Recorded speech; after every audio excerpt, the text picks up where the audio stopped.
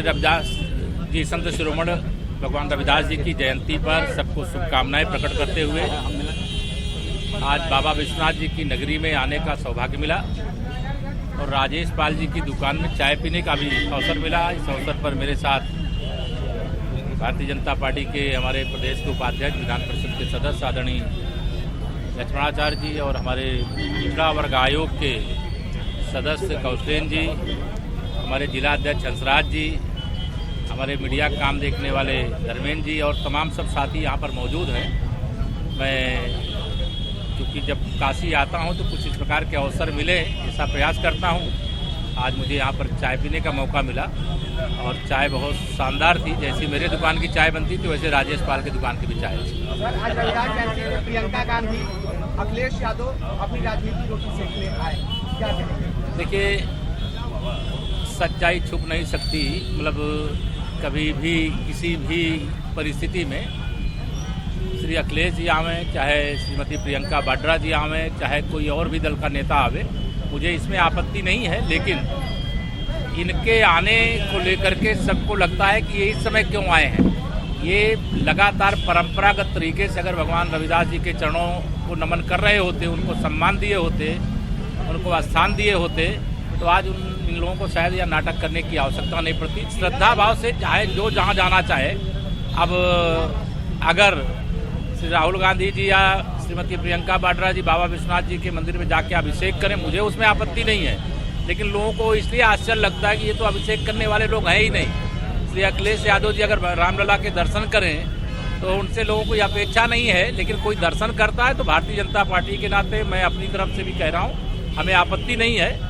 लेकिन दिखावा करने की जगह दिल में रखें, दिल से श्रद्धा करें, दिल से सम्मान करें और दिल से भगवान की पूजा करें। अखिलेश यादव जी ने कहा कि मैं कुछ भी बोलता हूं तो बीजेपी उसकी कॉपी करती है। श्री अखिलेश यादव जी को यह जो कहने की आदत पड़ी हुई है, मैं उनको कई बार कहा हूं कि भारतीय जनता पार्टी इतनी बड़ी पार्टी है और भारतीय जनता पार्टी उत्तर प्रदेश सहित देश में शासन कर रही है, अनेक प्रदेशों में शासन कर रही है और एक आदर्श शासन देने का काम किया है। और श्री अखिलेश यादव जी चूँकि अभी तक ये सोचते थे कि शायद 2022 में उनकी वापसी हो जाएगी, लेकिन उनकी वापसी की संभावना 2022 नहीं, आने वाले 25 साल तक कहीं दूर दूर तक दिखाई नहीं देती। तो इसलिए बौखलाहट में या बेचैनी में कुछ इस प्रकार के बयान दिए होंगे, मुझे नहीं मालूम, आप बता रहे हो इसलिए मैं इस पर प्रतिक्रिया दे रहा हूँ। अखिलेश यादव जी ये भी कह रहे हैं कि बंगाल में ममता बनर्जी का लोग सपोर्ट करें। 2 मई ममता दीदी गई। देखिए, श्री अखिलेश यादव जी अपने कार्यकाल को केवल स्मरण करें और पूरे पन्ने उठा करके अपने 5 साल के कार्यकाल को पढ़ें तो उनको मैं समझता हूँ कि कोई सवाल खड़े करने का अधिकार नैतिक रूप से नहीं रहेगा। अगर वह सवाल उठाते हैं तो निश्चित तौर से मैं समझता हूँ कि अपने कार्यकाल को भूल जाते हैं।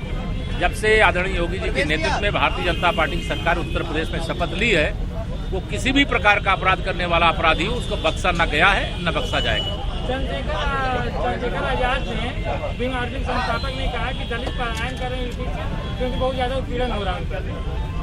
देखिए, कौन, मैं समझता हूँ कि चंद्रशेखर रावण जी के बारे में मैं कुछ बोलूँ इसकी आवश्यकता नहीं है।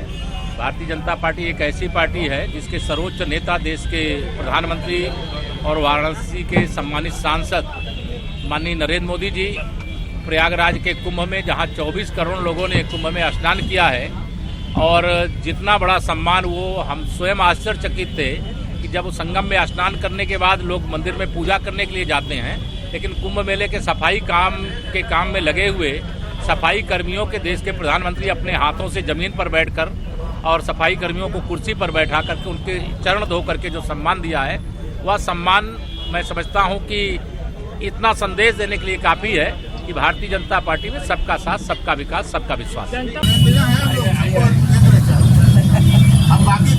लोग झालर रोलर सजाए थे, गाड़ी में एसपीजी हिम्मत किए, पकड़े, फिर एसपीजी वालों ने हटा दिया।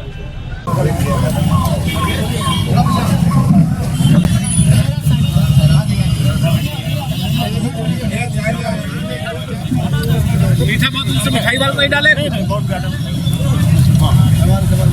कुल हटा दे, सादा लगा। तो एकदम सादा लगा दे, ये नहीं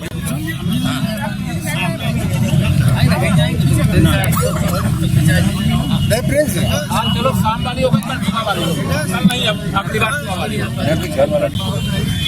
हाँ ठीक है हाँ भाई अगर बनी ना हो कहाँ रखेंगे हाँ